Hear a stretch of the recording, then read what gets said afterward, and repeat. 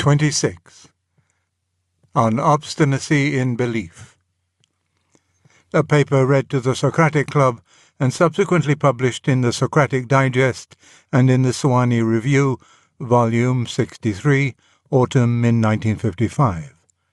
It later appeared in The World's Last Night, US 1960, and They Asked for a Paper, 1962, and is now in Screwtape Proposes a Toast, 1998.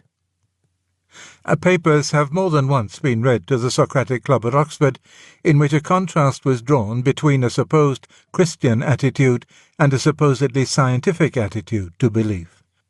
We have been told that the scientist thinks it his duty to proportion the strength of his belief exactly to the evidence, to believe less as there is less evidence, and to withdraw belief altogether when reliable adverse evidence turns up.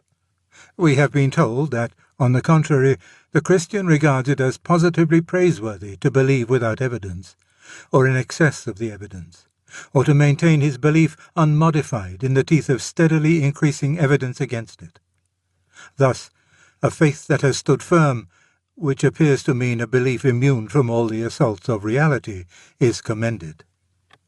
If this were a fair statement of the case, then the coexistence within the same species of such scientists and such Christians would be a very staggering phenomenon. The fact that the two classes appear to overlap, as they do, would be quite inexplicable. Certainly, all discussion between creatures so different would be hopeless.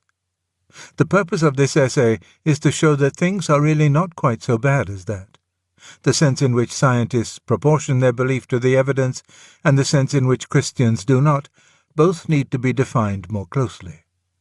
My hope is that when this has been done, though disagreement between the two parties may remain, they will not be left staring at one another in wholly dumb and desperate incomprehension. And first, a word about belief in general. I do not see that the state of proportioning belief to evidence is anything like so common in the scientific life as has been claimed. Scientists are mainly concerned not with believing things, but with finding things out. And no one, to the best of my knowledge, uses the word believe about things he has found out. The doctor says he believes a man was poisoned before he has examined the body. After the examination, he says the man was poisoned. No one says that he believes the multiplication table. No one who catches a thief red-handed says he believes that man was stealing. The scientist, when at work, that is, when he is a scientist, is laboring to escape from belief and unbelief into knowledge. Of course, he uses hypotheses or supposals. I do not think these are beliefs. We must look, then, for the scientist's behavior about belief, not to his scientific life, but to his leisure hours. In actual modern English usage, the verb believe, except for two special usages, generally expresses a very weak degree of opinion. Where is Tom? Gone to London, I believe.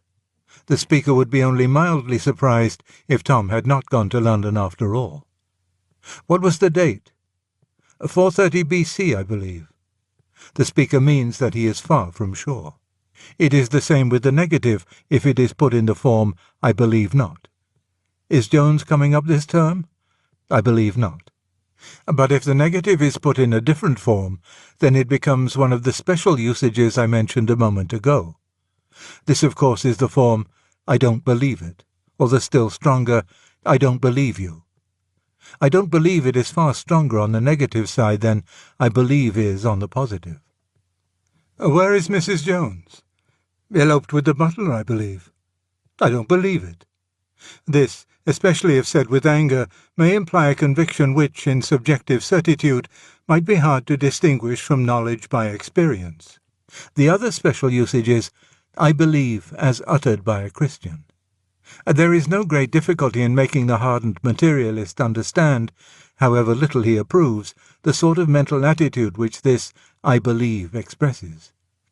The materialist need only picture himself replying to some report of a miracle, I don't believe it, and then imagine this same degree of conviction on the opposite side.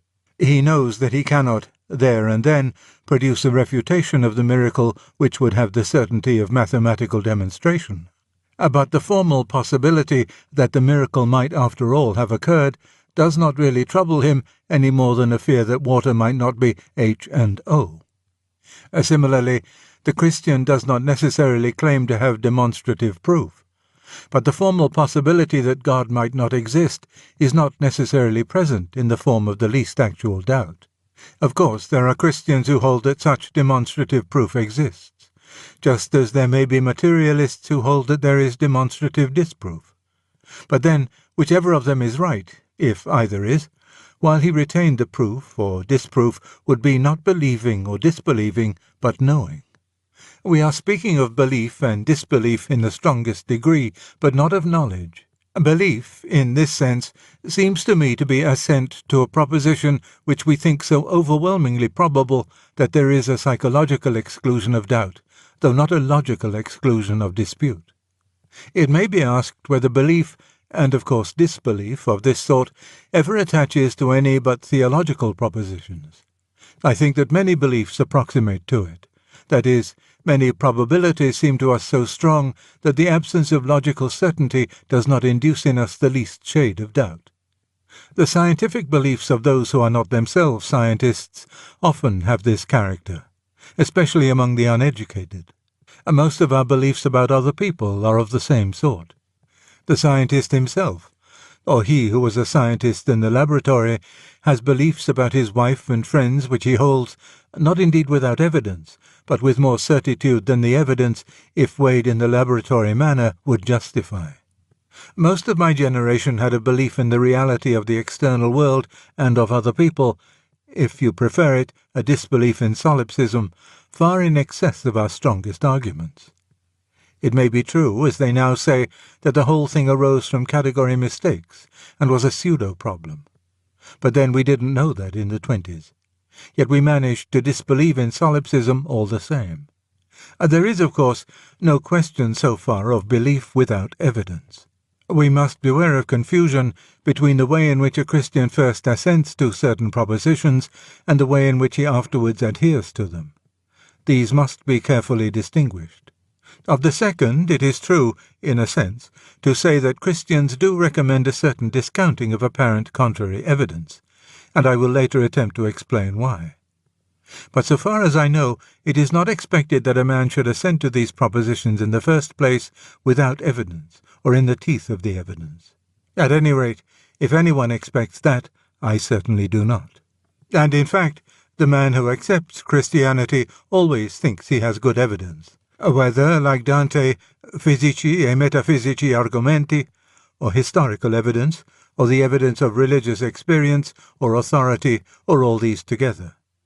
For of course authority, however we may value it in this or that particular instance, is a kind of evidence.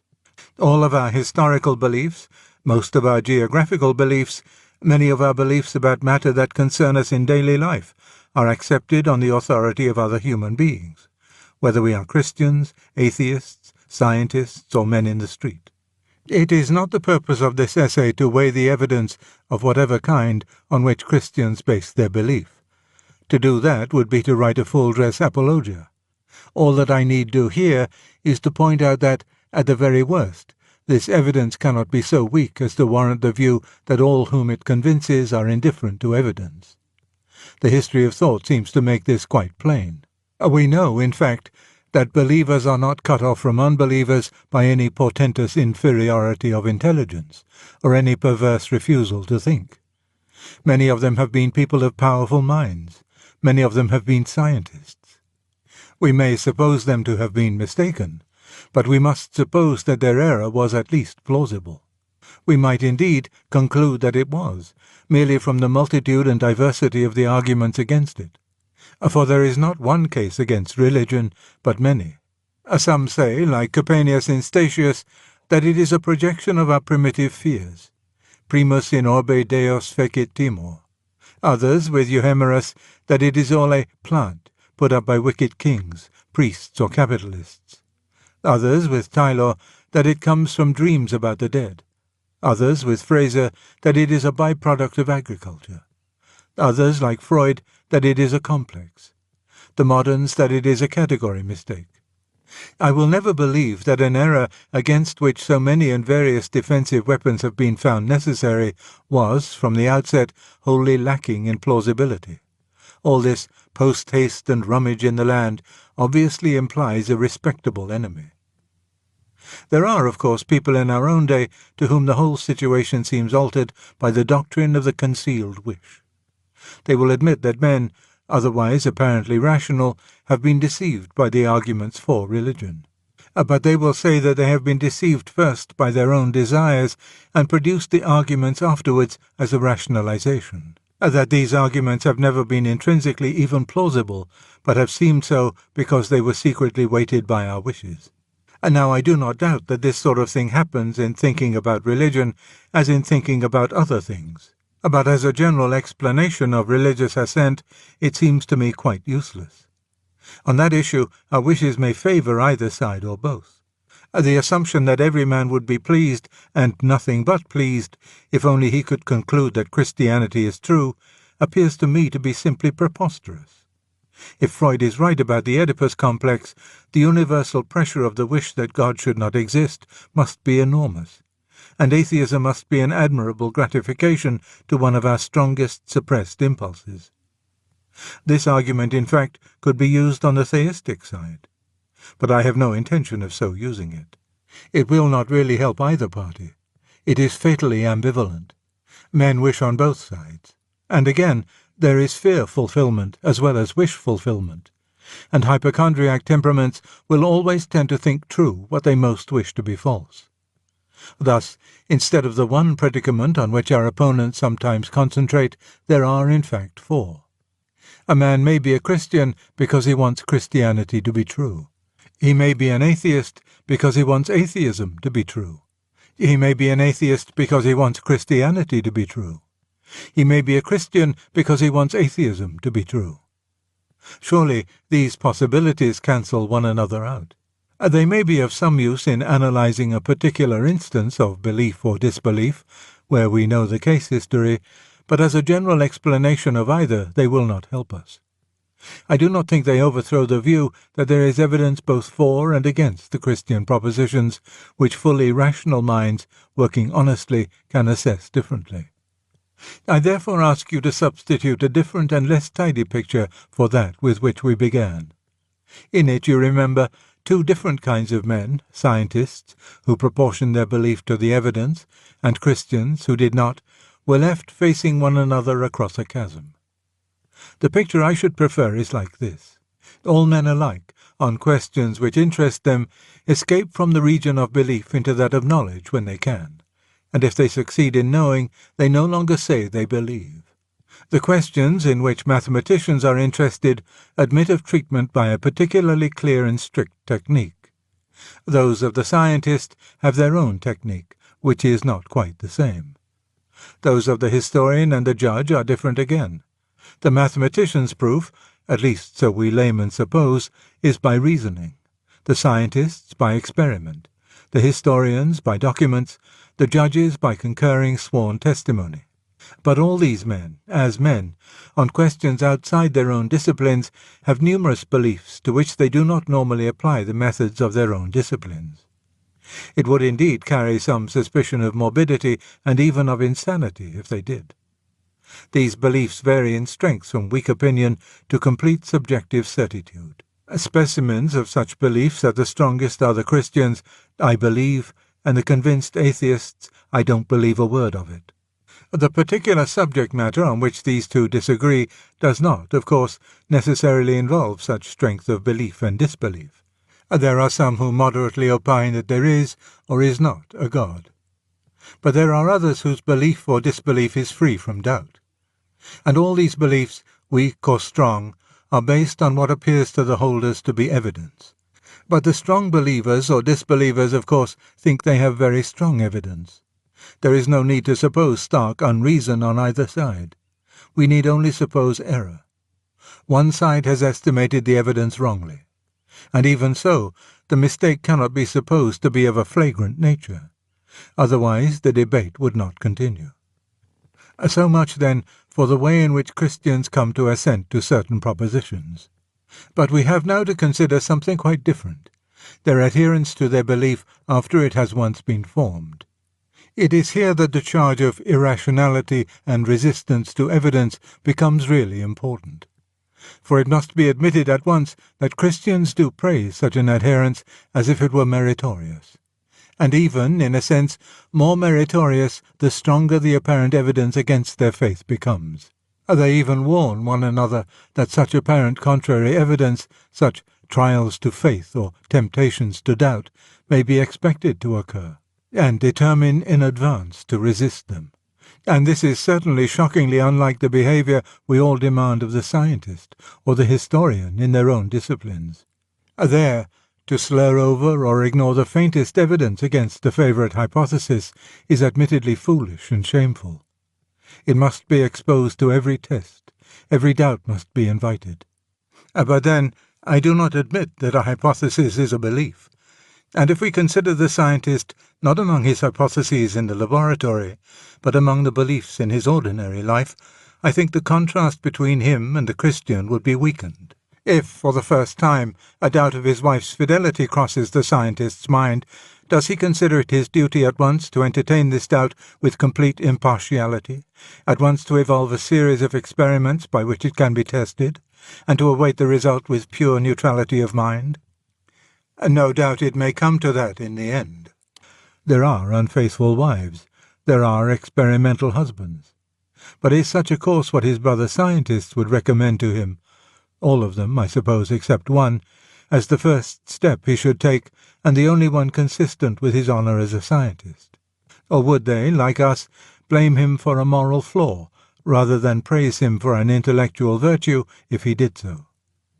This is intended, however, merely as a precaution against exaggerating the difference between Christian obstinacy in belief and the behaviour of normal people about their non-theological beliefs. I am far from suggesting that the case I have supposed is exactly parallel to the Christian obstinacy. For, of course, evidence of the wife's infidelity might accumulate, and presently reach a point at which the scientist would be pitiably foolish to disbelieve it. But the Christians seem to praise an adherence to the original belief which holds out against any evidence whatever. I must now try to show why such praise is, in fact, a logical conclusion from the original belief itself. This can be done best by thinking for a moment of situations in which the thing is reversed. In Christianity, such faith is demanded of us, but there are situations in which we demand it of others. There are times when we can do all that a fellow creature needs, if only he will trust us. In getting a dog out of a trap, in extracting a thorn from a child's finger, in teaching a boy to swim or rescuing one who can't, in getting a frightened beginner over a nasty place on a mountain, the one fatal obstacle may be their distrust. We are asking them to trust us in the teeth of their senses, their imagination, and their intelligence. We ask them to believe that what is painful will relieve their pain, and that what looks dangerous is their only safety. We ask them to accept apparent impossibilities, that moving the paw further back into the trap is the way to get it out, that hurting the finger very much more will stop the finger hurting, that water, which is obviously permeable, will resist and support the body, that holding on to the only support within reach is not the way to avoid sinking, that to go higher and onto a more exposed ledge is the way not to fall. To support all these incredibilia, we can rely only on the other party's confidence in us, a confidence certainly not based on demonstration, admittedly shot through with emotion, and perhaps, if we are strangers, resting on nothing but such assurance as the look of our face and the tone of our voice can supply, or even, for the dog, on our smell. Sometimes, because of their unbelief, we can do no mighty works. But if we succeed, we do so because they have maintained their faith in us against apparently contrary evidence. No one blames us for demanding such faith. No one blames them for giving it. No one says afterwards, what an unintelligent dog or child or boy that must have been to trust us. If the young mountaineer were a scientist, it would not be held against him, when he came up for a fellowship, that he had once departed from Clifford's rule of evidence by entertaining a belief with strength greater than the evidence logically obliged him to. Now, to accept the Christian propositions is, ipso facto, to believe that we are to God, always, as that dog or child or bather or mountain climber was to us, only very much more so. From this, it is a strictly logical conclusion that the behavior which was appropriate to them will be appropriate to us, only very much more so. Mark, I am not saying that the strength of our original belief must, by psychological necessity, produce such behavior. I am saying that the content of our original belief, by logical necessity, entails the proposition that such behavior is appropriate. If human life is, in fact, ordered by a beneficent being whose knowledge of our real needs and of the way in which they can be satisfied infinitely exceeds our own, we must expect, a priori, that his operations will often appear to us far from beneficent and far from wise, and that it will be our highest prudence to give him our confidence in spite of this. This expectation is increased by the fact that when we accept Christianity, we are warned that apparent evidence against it will occur, evidence strong enough to deceive, if possible, the very elect. Our situation is rendered tolerable by two facts. One is that we seem to ourselves, besides the apparently contrary evidence, to receive favourable evidence. Some of it is in the form of external events, as when I go to see a man, moved by what I felt to be a whim, and find he has been praying that I should come to him that day. Some of it is more like the evidence on which the mountaineer or the dog might trust his rescuer. The rescuer's voice, look, and smell. For it seems to us, though you and your premises must believe us deluded, that we have something like a knowledge by acquaintance of the person we believe in, however imperfect and intermittent it may be. We trust not because a God exists, but because this God exists. Or if we ourselves dare not claim to know him, Christendom does, and we trust at least some of its representatives in the same way, because of the sort of people they are. The second fact is this. We think we can see already why, if our original belief is true, such trust beyond the evidence, against much apparent evidence, has to be demanded of us. For the question is not about being helped out of one trap, or over one difficult place in a climb. We believe that his intention is to create a certain personal relation between himself and us, a relation really sui generis, but analogically describable in terms of filial or of erotic love. Complete trust is an ingredient in that relation, such trust as could have no room to grow except where there is also room for doubt. To love involves trusting the beloved beyond the evidence, even against much evidence. No man is our friend who believes in our good intentions only when they are proved. No man is our friend who will not be very slow to accept evidence against them. Such confidence between one man and another is in fact almost universally praised as a moral beauty, not blamed as a logical error. And the suspicious man is blamed for a meanness of character, not admired for the excellence of his logic. There is, you see, no real parallel between Christian obstinacy and faith and the obstinacy of a bad scientist trying to preserve a hypothesis although the evidence has turned against it. Unbelievers very pardonably get the impression that an adherence to our faith is like that, because they meet Christianity, if at all, mainly in apologetic works. And there, of course, the existence and beneficence of God must appear as a speculative question like any other. Indeed, it is a speculative question as long as it is a question at all. But once it has been answered in the affirmative, you get quite a new situation. To believe that God, at least this God, exists, is to believe that you, as a person, now stand in the presence of God as a person. What would, a moment before, have been variations in opinion, now becomes variations in your personal attitude to a person. You are no longer faced with an argument which demands your assent, but with a person who demands your confidence. A faint analogy would be this. It is one thing to discuss in vacuo whether so-and-so will join us tonight, and another to discuss this when so-and-so's honour is pledged to come and some great matter depends on his coming. In the first case, it would be merely reasonable, as the clock ticked on, to expect him less and less. In the second, a continued expectation far into the night would be due to our friend's character if we had found him reliable before. Which of us would not feel slightly ashamed if 1 moment after we had given him up he arrived with a full explanation of his delay? We should feel that we ought to have known him better. Now, of course, we see, quite as clearly as you, how agonizingly two-edged all this is. A faith of this sort, if it happens to be true, is obviously what we need, and it is infinitely ruinous to lack it. But there can be faith of this sort where it is wholly ungrounded. The dog may lick the face of the man who comes to take it out of the trap, but the man may only mean to vivisect it in South Park's Road when he has done so. The ducks who come to the call, "Dilly, dilly, come and be killed," have confidence in the farmer's wife, and she wrings their necks for their pains. There is that famous French story of the fire in the theatre. Panic was spreading. The spectators were just turning from an audience into a mob. At that moment, a huge bearded man leaped through the orchestra onto the stage, raised his hand with a gesture full of nobility, and cried, "Que chacun regagne sa place." Such was the authority of his voice and bearing that everyone obeyed him. As a result, they were all burned to death, while the bearded man walked quietly out through the wings to the stage door, took a cab which was waiting for someone else, and went home to bed.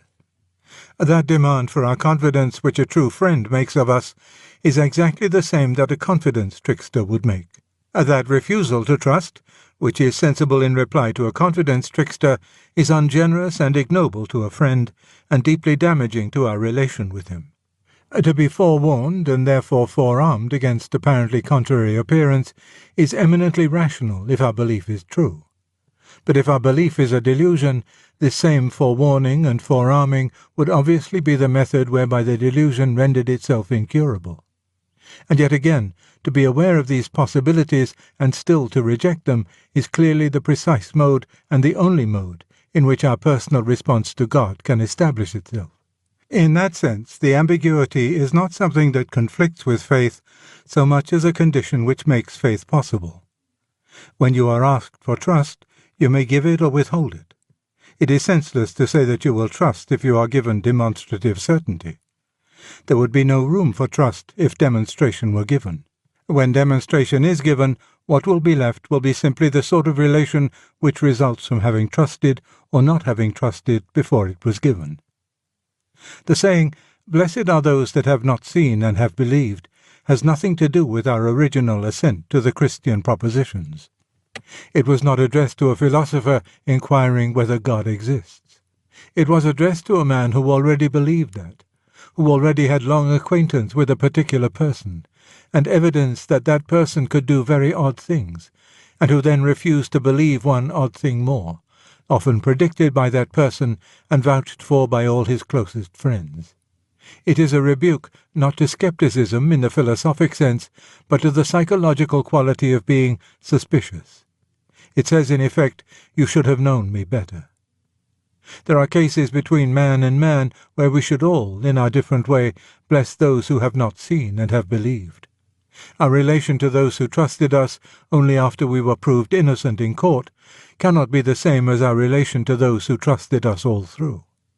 Our opponents, then, have a perfect right to dispute with us about the grounds of our original assent, but they must not accuse us of sheer insanity if, after the assent has been given, our adherence to it is no longer proportioned to every fluctuation of the apparent evidence.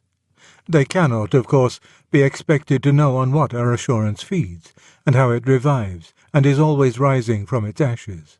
They cannot be expected to see how the quality of the object which we think we are beginning to know by acquaintance drives us to the view that if this were a delusion, then we should have to say that the universe had produced no real thing of comparable value, and that all explanations of the delusion seemed somehow less important than the thing explained.